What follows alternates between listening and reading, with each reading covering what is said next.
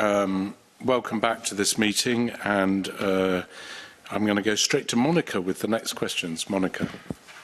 Thank you, Convener. Okay, I want to ask a question around the community right to buy provisions. I hope I get this right. So the proposal is for a 1,000 hectare threshold. We've just heard about the land management plan, and that's a 3,000 hectare threshold. We've heard different views on this, and some stakeholders are advocating for 500 hectares. So just interested to hear what you think the evidence base is, and what are the relative advantages, disadvantages of the proposed 1,000 hectare threshold. Sarah Jane's looking up, so I have to, yeah, I'm happy to start, Convener.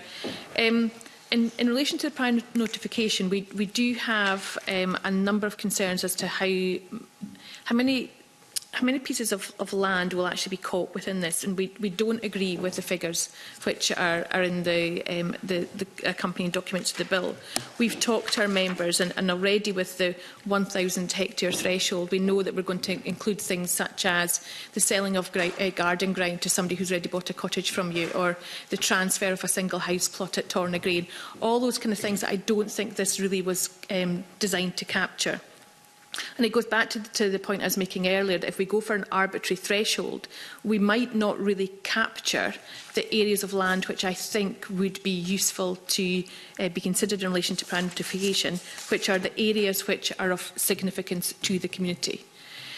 How we define those would be during the local plan process, or maybe more usefully through potentially an easier form of registration for a community who wants to highlight a potential community right to buy in the future should these areas of land ever come on the market. So I think by imposing again an arbitrary threshold, we're going to include areas which I don't think we should be including, and we could preclude areas or exclude areas which might be useful for a community should they ever come on the market. So should there be a threshold? Are you not in favour of there being a threshold? No, we'd much rather use the definition of a site of community significance, or again land identified through the local place plan process, or indeed a form of light registration for community right to buy. It gives certainty for everybody, and it stops all those hundreds of sales that happen routinely, those small bits of land which are used to facilitate renewables, facilitate house building. I don't think those are the ones that we should be capturing under this. I'll come on to David and Gemma, but you mentioned site of community significance, so how should that be defined? So again, back to that local place plan, it is about how what a community needs. Back to Mr Matheson's point of how do I identify what's meaningful to in terms of the local place plan and land management plans. Those areas I think would be identified as part of that process. Whether it is all map-based or whether it's a description, whether it's about land which is around the edge of the town, I think we could probably find a way of describing those. How you define them in statute, I'll be honest, we haven't come up with exact wordings that we could share. But I think there's merit there in exploring how could we identify an area which is of community significance. Okay, David? Yes, I think it comes down to the same sorts of issues as we were discussing in the earlier section of the session, where it is difficult if the bill is to define requirements based on size of land to determine what that threshold and where that threshold would be. And for that reason, I would find myself inclined to agree with Sarah Jane that if you have a place planning process which is capable of including the identification of types of land that, were it to become available on the market, would therefore be of specific use to that community, then identifying those at that point and then imposing a right to notify where land is to be sold sold so that there could be an opportunity for a potential community buyout, then possibly that might end up being more useful to communities in Scotland than simply imposing a blanket threshold-based requirement given sizes of land holdings. And Gemma. Yeah, I think the points about scale are well made. They're always going to be arbitrary. I think this is something that our members could probably live with. However, in terms of our discussions around the community right to buy elements of the bill, Sarah Jane has already pointed out the unintended consequence, which is a lot of very small-scale transactions that are going to potentially be snarled up by this. So we know that we've got one member who, over a 2-year period, did 180 transactions, small transactions, and they're all going to be caught by this and slowed down. We're concerned about the impact on the land market. We're also concerned about the fact that the Scottish Government is regulating more on community right to buy, when, as has been spoken about earlier on, they're in the very early stages of undertaking a review of the current rights. So that has been what has captured our members' attention on this, as opposed to the actual threshold. Okay, I mean, I'm just looking at what the Land Commission had recommended originally, and they talked about ensuring that family farms and small businesses would not fall in scope, and that it may be reasonable to expect that, for example, holdings over 10,000 hectares would always be in scope, while those under 1,000 hectares would always be exempt. I know different stakeholders have put forward different figures, so the Government and the Parliament will have to, I guess, try and listen to the evidence and work out what is pragmatic and what is proportionate. Is there anything that you would want to add, Gemma? No, I think a family farm is a term that is used quite a lot, and it's quite difficult to define. I think from our point of view, the higher the threshold, the less of our farmers are likely to be affected by this. So I think we wouldn't support anything that was a reduction in thresholds because of the various issues that we've already talked about. But as I said, our members have probably not focused so much on the scale here. It's more about the impact on the land market and the regulating in relation to communities rather than the scale that they've been focused on. Okay. And Sarah Jane.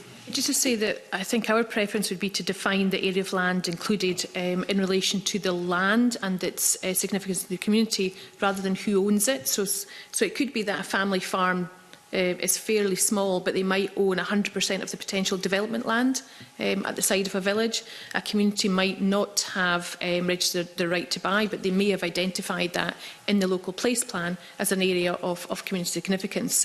It wouldn't seem rational to me that that would be excluded just because it happened to be owned by something defined as a family farm. Okay, thank you. Douglas, I think you want to ask a question on this specific thing, and before you move on to the next subject, I'd like to come in as well. So, Douglas, you're first. Yeah. Thanks, Commissioner. It's still on the community right to buy, and I'm just trying to, from hearing the sort of evidence, what mitigations can be put in place for, for selling small pockets of land. Do you think there can maybe be a sort of threshold put in if it was over a certain percentage of the land, and then it would have to be sort of, fall into a different process? Or I'm trying to think how ways around it. Gemma, maybe? Yeah, we have discussed this with our members, and what we've discussed more is if there should be a lower limit. So if you're below this, then you don't trigger this. We haven't developed that thinking further, but I do think this is a major unintended consequence of the bill that could potentially cost the Scottish Government an awful lot of money. So I think that it's really important to get this one right.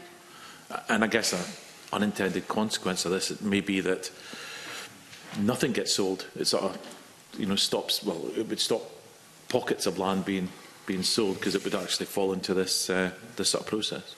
Potentially, yes. And I think I understand the rationale. I know this goes back to the previous work the Scottish Land Commission did on the land market, and there was a lot of discussion around that time around off-market sales. I think what's important to say is that it's quite common that landowners will sell small pieces of land to individuals, probably not on the open market, but it isn't for any reason of hiding anything. It's not to deceive.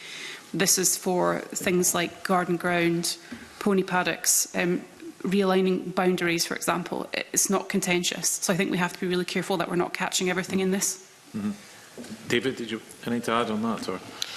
Not really too much, no. I mean, I think that the sorts of circumstances that Gemma outlines there are exactly the sort of thing that a well-functioning property market ought to be promoting, particularly the likes of rationalising land holdings between potentially two neighbouring farms, which, regardless of their size, it's just not relevant to any other party that be done.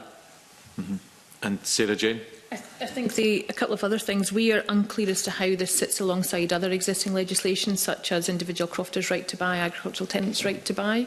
And as David said, when a farmer may want to buy more land from an estate, I think there are cases where land will already have been granted planning, that we don't want this to be used by people to thwart any development. So if you take somewhere like Tornagrain, every house sale, the way we read it, every house completion and then sale would have to go through these provisions. I don't think that's what they were intended to do. And back to the de minimis, there definitely is, I think, an argument for introducing a de minimis level to capture all the elements that Gemma talked about.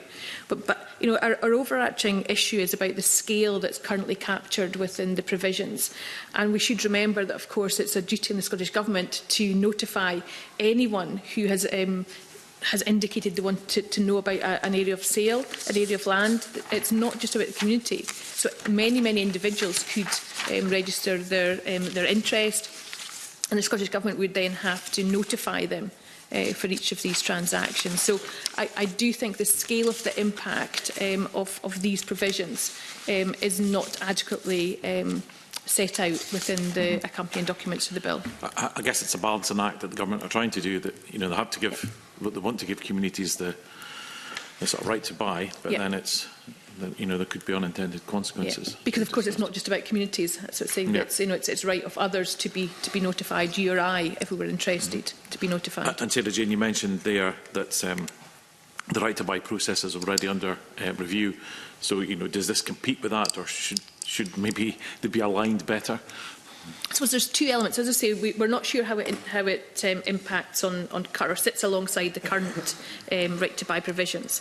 But because the government is currently reviewing the wider community right to buy, that could include definitions of who a community is, the point of trigger, because at the moment it's a fairly restricted trigger. It's when it's brought to the market.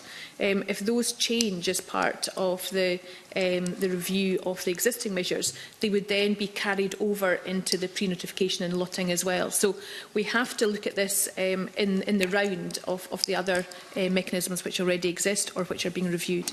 Mm-hmm. Okay, thanks, Convener. Kevin wants to come in with a question. Thank you very much, Convener, and this has been an interesting section. And I was interested to hear Ms Cooper talk about one of their members having sold 180, I think it was, parcels of land. It would be interesting to get an idea of what all of that entailed. If that doesn't breach any commercial confidentiality, I think it would be useful for the committee to see the aspects of that. Beyond that, you know, Ms Lang mentioned Tornagrain and each individual sale aspect. I should say, Convener, that I visited Tornagrain when I was Housing Minister. Have any of you thought around about, in terms of conditions, that you know, maybe something could be put in place around about agreed planning to stop the thwarting of some folks who maybe don't want to see that particular development proceed? Have you got any thoughts on that? Have you had any anybody speak to you around about that particular issues? Not beyond the concept. So we haven't come up with any firm proposals as to how that could be defined, but there did seem to be some, when we talked to members, a commonality around areas such as those where planning permission has already been exercised. So not those places which have planning permission, nothing's happening on them, but where planning approvals, planning permissions are being exercised, how we could define that. Again, I think it would be very useful to hear more about that, and maybe again further thoughts from yourselves around about those particular issues. Thank you, Convener. Just before we leave this subject, Sarah Jane, you mentioned about crofting and the implications of this.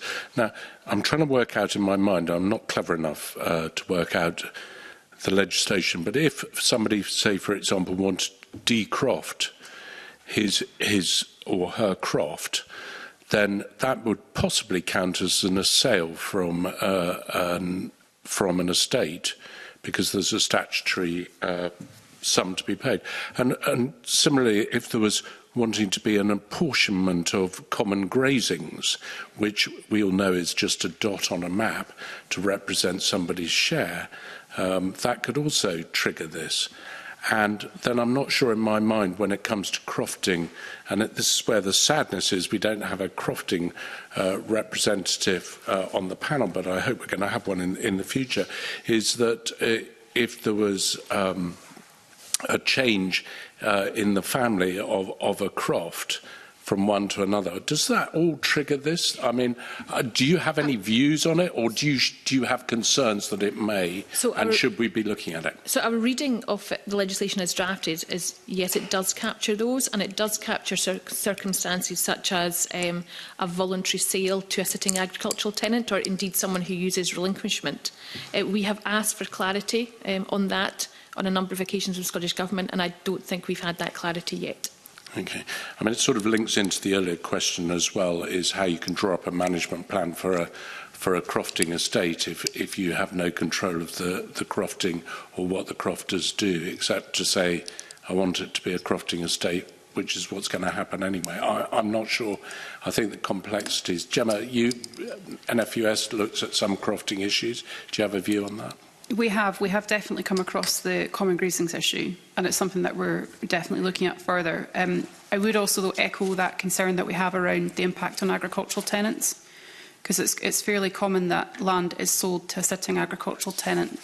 They might have registered the right to buy, or it might be by agreement, or as Sarah Jane said, there might be a situation where there is an assignation for value, and there definitely isn't clarity over the sort of overlay of that piece of legislation in this. So I would say that's something that we need to think about more, because I think that is really important for our tenant farmers in particular.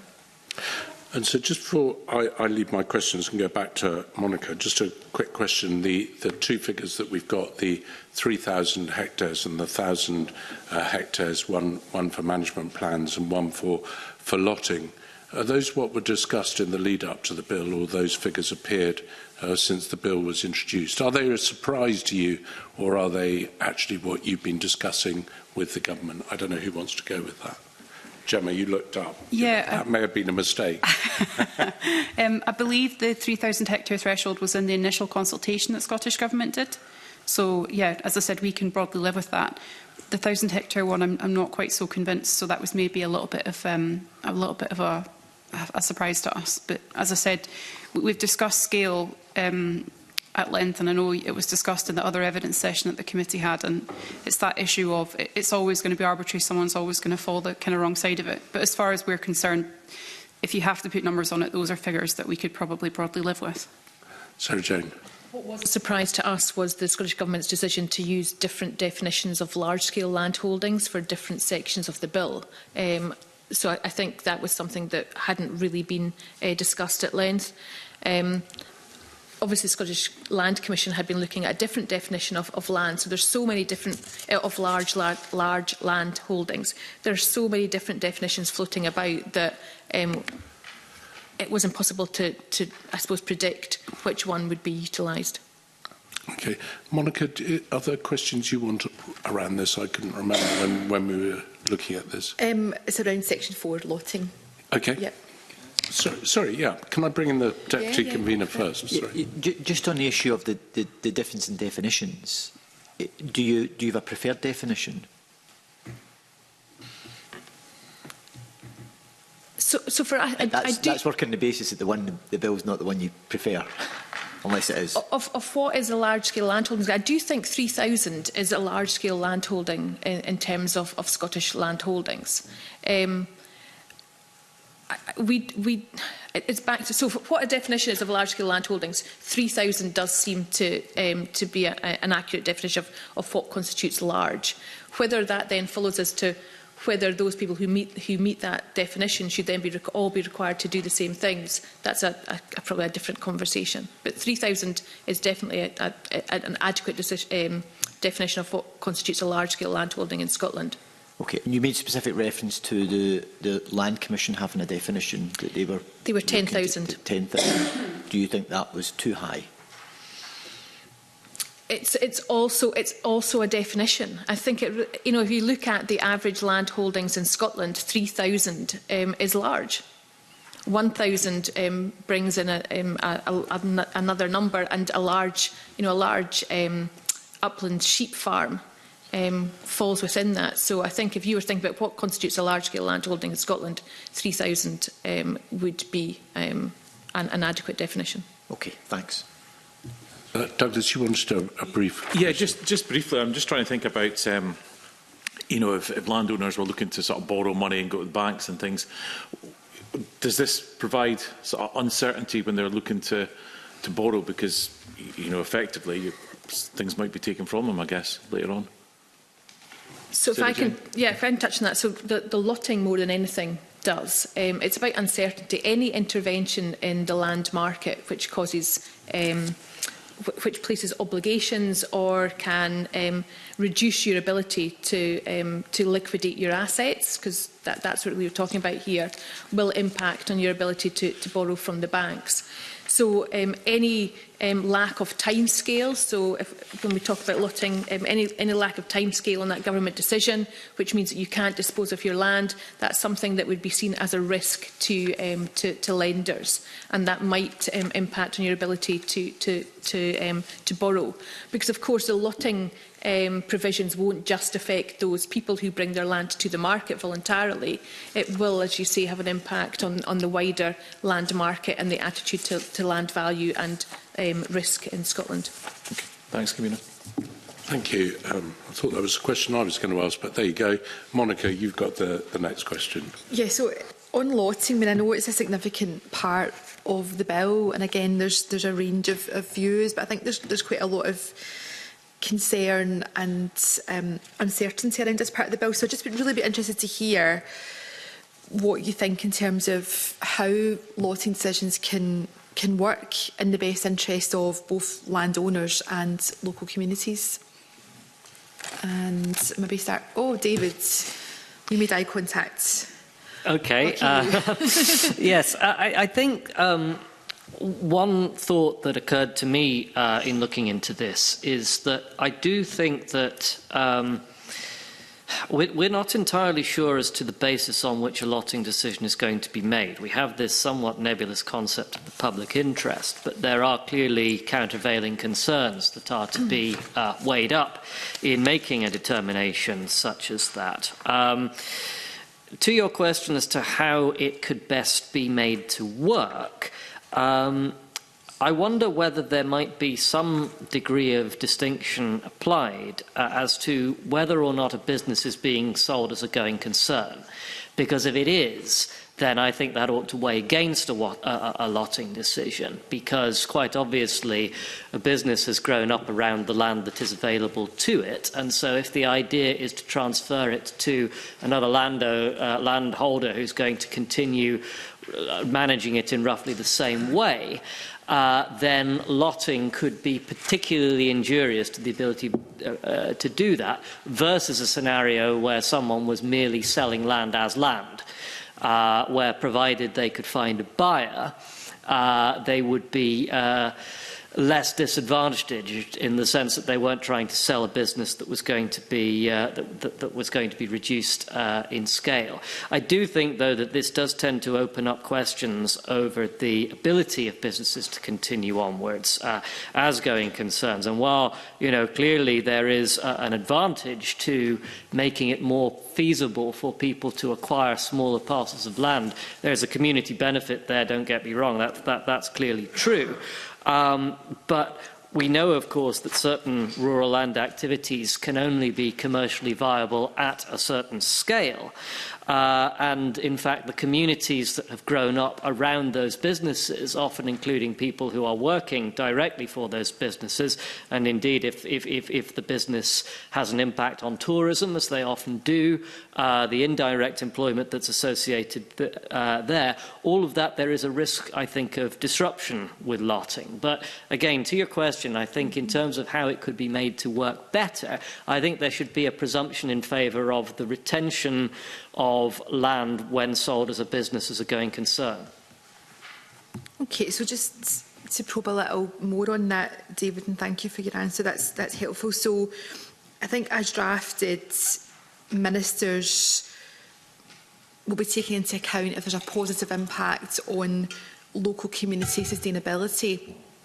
So you might have a view on whether that's sufficiently defined, but would it be your view that that should take into account things like just transition, impact on the economy locally, impact on workers and supply chains? Is that the kind of thing that you're thinking about when you're talking about the business impacts? It is, yes. You know, and I think as Mr. Stewart alluded to earlier on in the earlier session, these are matters that would clearly need to be aired during consultation subsequent to the passage of the bill in terms of the detail of the regulations. But yes, absolutely, it's all of those issues. It's the sustainability of communities, it's the maintenance of populations that are there, that have grown up around the ability to potentially work for a business or indeed work in jobs that are enabled by the fact of that business's existence. Okay, thank you. Sarah Jane? Just to pick up on the point about the decision-making process for this, because you're absolutely right, the basis for the decision on lotting is whether it would make a community more sustainable. Now, that can be different to what's deemed to be in the wider public interest, and I think that's a really interesting balance for the Commissioner and for ministers who will make that final decision. Because I think when lotting of land for sale isn't new, and lotting is done on a voluntary basis just now by sellers. But sellers will sometimes do that to increase the marketability of properties. They'll do it to bring together parcels that make sense. So, for instance, you'd be unlikely to sell productive forestry without making sure that people had the access rights for timber harvesting, or you wouldn't sell areas which would impact on your farming activity. You wouldn't sell off a steading that meant that you couldn't access your fields. So there's lots of those lotting decisions which are based on the land use and the productivity. If you then start thinking of how would the lotting then take place in relation to community sustainability, some of that I think could be really straightforward. So I think it would be possible to think about land for housing or land for community interests, but can you do that in the abstract? And it goes back to the local place plan models. If you have a clear local place plan, potentially any decisions by the seller themselves could be shaped and steered by that local place plan. It wouldn't have to just rely on a statutory measure. But also, what would be the impact of a decision made by the local communities commissioner, which may be the right thing for that local community, but may not deliver the best outcome from the land from a net zero point of view, or indeed might impact on the ability to bring forward a renewable projects or tree planting. So I think it's a really difficult, difficult to see how a decision will be made which is able to balance all those interests. So I think you're raising some important points here, but given that you said that lotting does happen anyway, it sounds like we need more clarity about what will be taken into account in terms of community sustainability. You've rightly talked about national outcomes and national objectives as well. So what would need to change in terms of this bill to make sure that decision makers were achieving that right balance, whether it's environmental impact, in terms of biodiversity or net zero, or other things like housing needs or local access? And do you think that it would be right to address it on the face of the bill, or would this be more appropriate in guidance?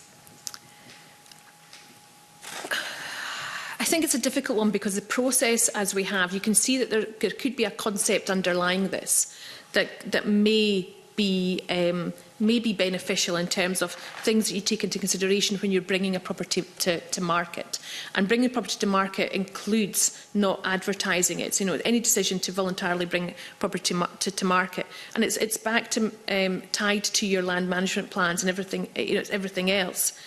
My worry is that what we're creating is a bureaucratic, unworkable process that could drag on and ultimately could I suppose, dissuade people from bringing properties to the market.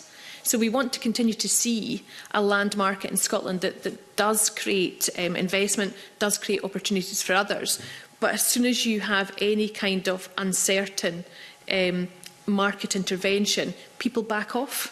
And I don't think that's where we want to be. So something that provides certainty in terms of time scale, certainty in terms of the basis of decision making, and certainty in terms of a backstop. So if the lots aren't sold, are we all clear as to what happens to those lots and what the impact is in terms of the sale of others? So I think there's lots of work to be done to create a workable lotting provisions, and I don't believe that what we have in the bill at the moment does that. Thank you. Before I move on to Gemma, just Sarah Jane, you mentioned like timescale. Do you have a view in what a reasonable timescale would look like? Well, I think even just a timescale for Scottish ministers would be a starting point. I think for us, I think that backstop is required. There's requirements in this bill for communities, for landowners, but we really need that backstop for ministers in terms of decision making. Okay. And Gemma? Yeah, our members were not very positive about lotting as a concept. They found it very worrying for all of the reasons that have already been talked about, just in relation to business planning, business certainty, impact on the land market. So I'm not sure that I can give the committee any silver bullets that will make this better for landowners, other than to say that it's really important that we get this right, because on the bill there is provision for Scottish Government to cover compensation if people lose out because of this. So it could potentially get very expensive if it's not right. And I would also agree with what Sarah Jane said about having very specific timescales, because if you have a situation where you have a farmer that's wanting to dispose of land, there can be various reasons as to why that might be happening. But to allow it to go on indefinitely would just be really problematic. So it would need to be quite prescriptive so that there is that assurance for them. Okay. I think just looking back at some of the written evidence, so am I correct that NFU Scotland's position is that communities should be proactive in noting their interest for their local area and that local police plans provide an opportunity? So is it the position that the onus should sit with the community?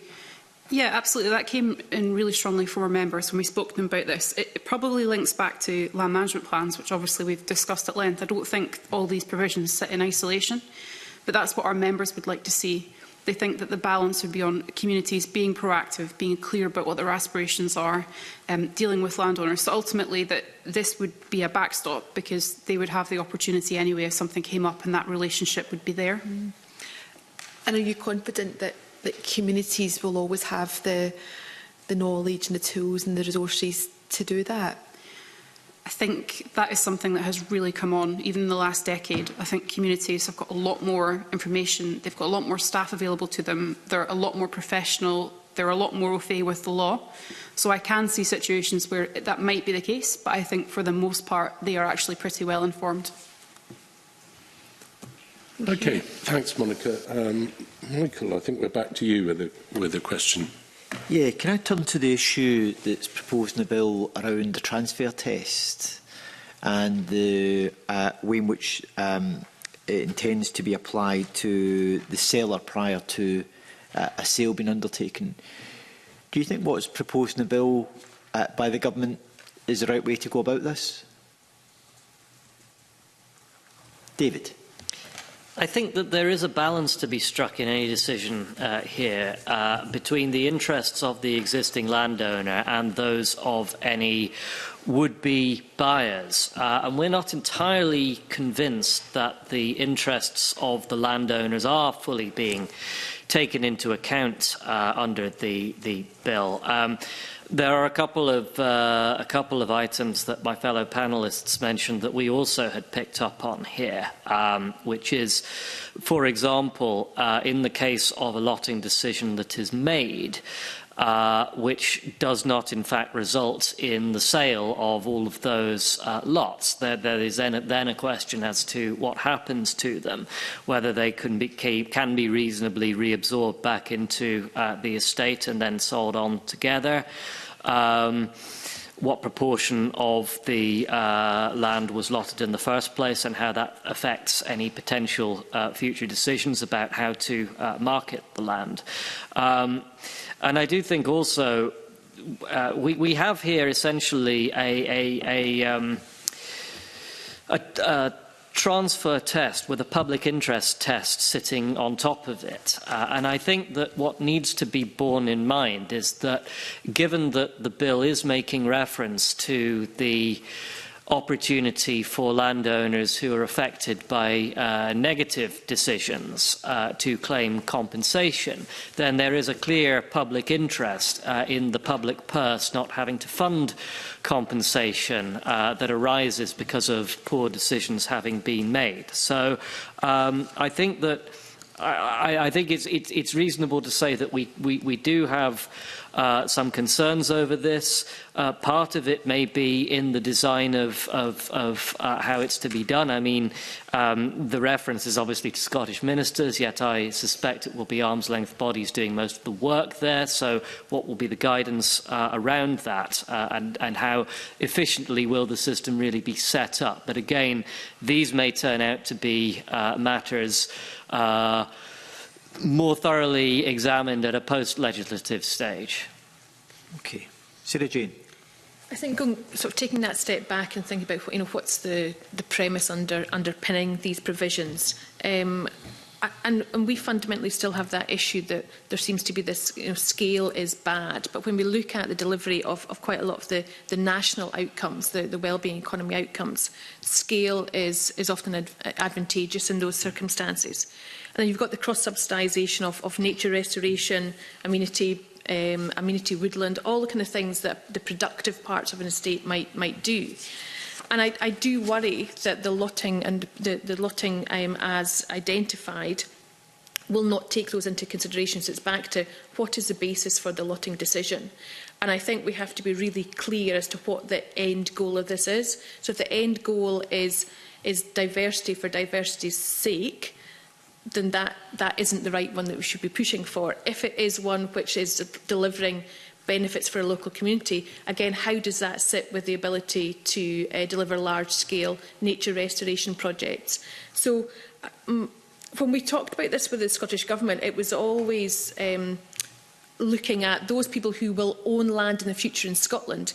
How did we want them to manage land, and how do we want to encourage responsible investment and responsible land ownership? So it was a little bit of a surprise, I'll be honest, when we saw that the proposals were kind of flipped on their head, that it was about those people who were selling land in Scotland, that the provisions would affect. When we've looked at this, as I say, when we've tried to kind of take a scenario and work it through, there seems to be so many steps in that process where there's not clarity on how that would work, that it really does cause concern, not just for those people who want to buy, but as I say, for those people who want to retain land in Scotland but are using their land as standard security for future investment. So we still are really concerned about just that lack of clarity on so many processes in this lotting process. If you impose any conditions in terms of the incoming buyer, then you'd be looking at the entities that are buying. You'd be looking at how you impose any restrictions on ownership in Scotland, and of course that's a very big issue to start looking at. Okay, Gemma. I think, just to reiterate what I said earlier, our members just don't necessarily like this as a provision, mainly because of what I said about the impact on the land market, the impact on the speed of transactions, etc. So I can't really think of an easier way to make this better, to be honest. I just say that they don't really like it very much. Okay, that's very clear. Thanks. Sarah Jane, can I just go back to your comments? And you said that you were surprised that the Scottish Government had flipped, I think I'm paraphrasing, they'd flipped the process and placed the obligation on the seller. Yeah. Were they looking at it as being a process that should actually be based on the purchaser? That certainly were discussions that we were having with them and the Scottish Land Commission, and I know that the policy memorandum explains why they've gone down different routes. But certainly, when we were as stakeholders looking at, is there a provision that landowners could buy into, it was all looking at is there any restrictions we can place on buyers of land in Scotland that wouldn't dissuade investment and would deliver the best outcomes for people, jobs and nature from Scotland's land. Okay, thanks. Of course, the Scottish Land Commission originally proposed that there should be a public interest test on the face of the bill, which is quite explicit as well. Would you prefer that approach as opposed to the transfer test as it's drafted in the bill? Again, I think it's about who's that imposed on and who makes that decision. But certainly, if you're looking at how is land managed, the public interest would seem to be the overarching decision rather than what might be needed for sustainable communities. And that's back to that balance. How do you balance national interest with local community need, especially in areas where there is no local place plan? As an organisation, we don't agree with market intervention, but what we do want to see are I suppose, levers and others that encourage responsible land ownership, responsible buyers coming into Scotland. Most of that is actually governed by how land is used rather than restricting who owns it. Okay. Gemma, would a public interest test in the face of the bill help to address the concerns of your members? I suspect not, but yeah, I'll ask anyway. No, it's something that we have discussed at length, and our members did find it problematic as a concept. They were just uncomfortable, I think it's fair to say. So I think if we had to make a choice, and if we have to go ahead with this provision, we probably would want a process that's got clarity in it rather than a standalone public interest test. Okay. David? Well, I suspect that there will be a need to observe elements of and considerations around public interest while any decision around lotting is being taken. The question is at what stage in the process that comes in. It may be more of a technical question that I probably wouldn't want to get too deeply into. Yeah, I think when it kicks in, we're getting very much into the weeds of how it would operate rather than the principle of whether it should just be a transfer test or a public interest test. And there's a greater transparency in being upfront and saying it's a public interest test rather than a transfer test, which to some degree is a bit non-specific. Yes, I could certainly see that argument. Okay, thanks. Okay, thanks. We're going to move to Mark now for some questions. Mark. Yeah, thanks. And, I appreciate that you're here today to represent your members and that your members, represent or have significant private property interests, and that what the bill is trying to do is balance those private property interests with a wider public interest. But we've also had some evidence that suggests that across Europe, there's much more stringent regulation of land and land ownership. And that Scotland is somewhat of an anomaly in that regard, with much less stringent regulation. The fact that these countries have managed to put those regulations into their domestic law, those have not been successfully legally challenged on the basis of private property rights, suggests to me that they're not impacting on those private property rights. So I'm interested in your views on this bill. I mean, is it your view that the proposals within the bill, including those we've just discussed, could interfere with private property rights? And if so, why would that be the case here when they're clearly not the case in the vast majority of European countries who've got more stringent regulations, and yet those have remained on the statute books unchallenged and are in operation? Well, Sarah Jane, do you want to start? That. I suppose you touched on the reason right at the start of your question is because Scotland's land ownership pattern is very different to other countries. So when you introduce new measures, they're taken in consideration as to what the context is in the country in which they're introduced. So imposing or lifting land intervention measures from one country and imposing them on another has to be considered alongside what is the current pattern of land ownership, what is the current policy drivers, what's the current public interest.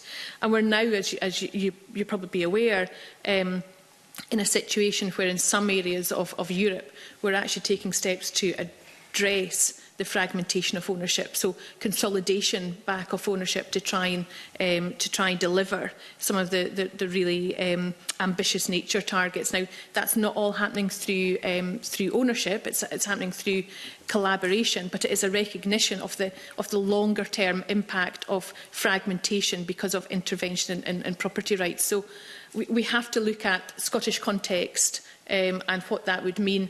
And yeah, my view is that there are some measures within this bill that, when applied in a Scottish context, do infringe on property rights, especially that ability to, as a willing seller, to bring your property to the market and dispose of that asset. So you're suggesting that the application of private property rights is very different in Scotland because of the scale of private property ownership. So it's kind of weighted towards the scale of ownership. That isn't kind of my understanding of it. Property rights are property rights, regardless of where you are, certainly within the European Union, and certainly within this country as well. Yes, so when you look at, you're absolutely right. When you look at the ECHR, it's European wide, but they take into consideration when they're looking at, is this compliance, different things. One is about the proportionality, the number of people it would affect. The other one is about policy rationale and the public interest.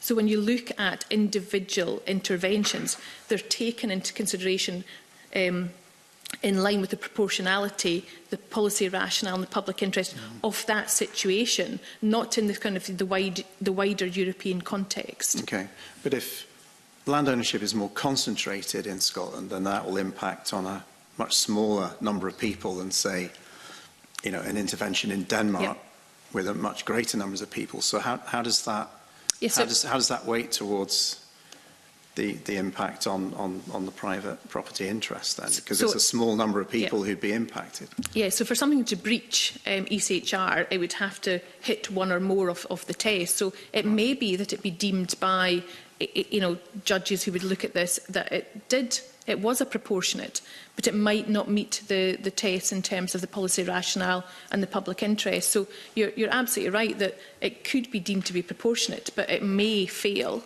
ECHR tests on other aspects. Do you have any, presumably you work with other bodies across Europe that represent landowners, and I've come to other colleagues on the panel later on, but do you have any evidence of how those regulations that are in the public interest, that put more regulation onto land and land ownership, have been successfully challenged across Europe? We have some, and we're happy to share that. We're part of the European Landowners Organisation and also part of Wildlife Estates Scotland, which is a European-wide accreditation scheme. And as well as those which have been successfully challenged, we have evidence where intervention measures may well be delivering the policy rationale they're looking at. And again, that might be for the continuation of a particular land use.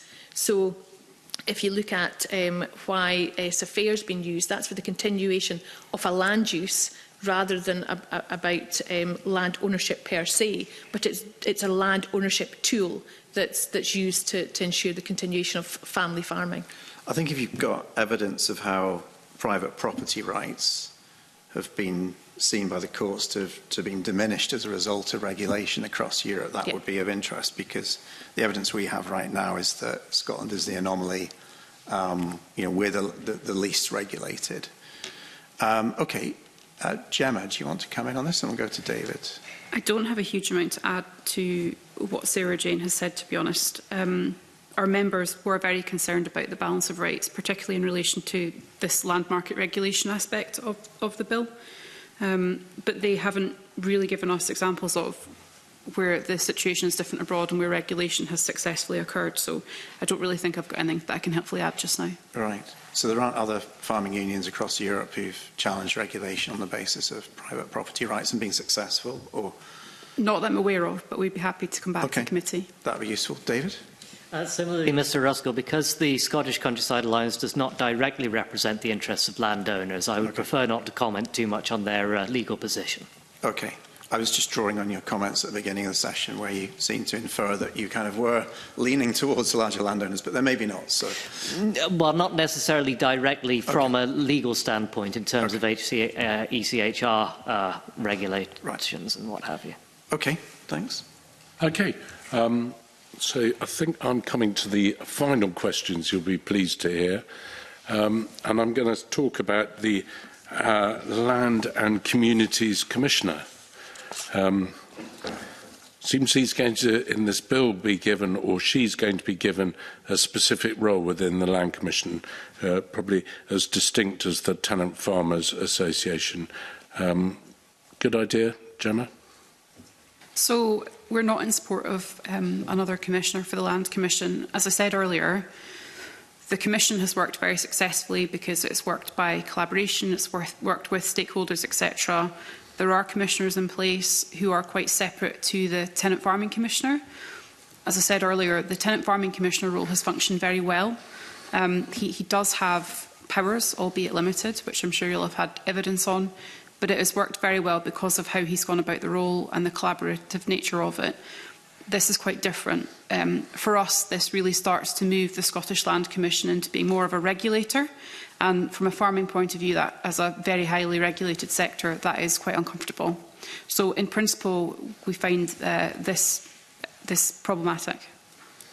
Okay, is there a solution? Not just not to have one. So who then becomes the adjudicator of good taste? I think this is something that the Commission could probably do. I don't think they necessarily need another commissioner. They could probably do this in-house. I know they have got, limited resources. I think this commissioner and also the back staff for this is potentially something that's quite expensive for the Commission. But it's something that the Commission, if they continue doing it in terms of the spirit that we've worked with them to date, I think it could probably be done in-house. David. I pretty much entirely agree with Gemma on that one. We would argue that the Scottish Land Commission probably can absorb these functions quite successfully as a corporate entity. Sarah Jane, are you going to be the odd one out, or are you going to agree? No, Convener, I'm going to agree and also just highlight the point Gemma made about the synergies with the other aspect of the Land Commission, the good practice, the mediation, the work that we're doing to understand the impact of wider land and land use policies. That we also have concerns about the establishment of another Land Commissioner. And how that interacts with the wider Land Commission and also in relation to the cost of the functions. So who would be responsible for the arbitration of community engagement? Would that just sit with the Land Commission as a whole? I don't know. Question. Who wants to answer? Emma. Sarah Jane, sorry. Yeah, I mean, I think they have the skills, the expertise and the staff to do that. And I think it's back to, what are the decisions and obligations that are going to be placed on people that they will have to be the arbiter for. And I think until we're clear on exactly what those will be, it's hard to say exactly how that should function. And some of that is about where Scottish ministers sit in this as well as the Land Commission, because the relationship between the Scottish Land Commission and the Scottish ministers is one that I think we have to be really clear on when it comes to some of the decisions around lotting. So we would say the Land Commission as an entity. So just to be clear, the lotting wouldn't sit with that person. The lotting would go to a specialist who would be advising the Scottish Government, is my understanding, wouldn't it? No, the report comes from the Land Commissioner to the ministers, and that Land and Communities Commissioner can take advice, but the recommendation report, unless I have read this wrongly, comes from the LCC. So if the Land Commissioner was going to be appointed, as per the legislation, would he or she have to have specialist skills to enable them to do lotting? Be careful how you answer this. You may offend lots of my predecessors or people in my previous job who thought they were experts in lotting. But do you think there should be specialist skills if the government's going to push on with this Land and Communities Commissioner. Sorry, if the individual does not have that expertise, then they should be required to access that expertise. And I think there are wider requirements within the bill for experience of community development. I would say that if you are going to be someone who's making decisions based on land, to me it makes sense that you have expertise on land valuation, land management, and all the aspects of lotting. It is very technical. That's why trained professionals carry it out. So if you do not have that expertise, then you must be required to access that. You all nodded there. I don't want to put words into your mouth, but do I take that you're all agreeing with Sarah Jane? Yes. Yes, I would agree. If they don't have the skills, then they must be able to get it, because as Sarah Jane said, valuation of land is highly technical. Okay. Furthermore, I don't think it's a job for one person anyway. Clearly, there would need to be a professional service backing up whoever was doing that job. It would need to involve expertise such as rural surveyors, such as land agents, to do the valuation, to figure out the exact areas of land that are going to be concerned. So, one last point. It did seem a bit strange to us that the only disqualification from holding the role is that someone's been a large landholder in the previous 12 months, which gets back to the definition of what a large landholder is. But if someone has the expertise required to deliver this role, we would question why they should be disqualified from the role just because they happen to have had ownership of land.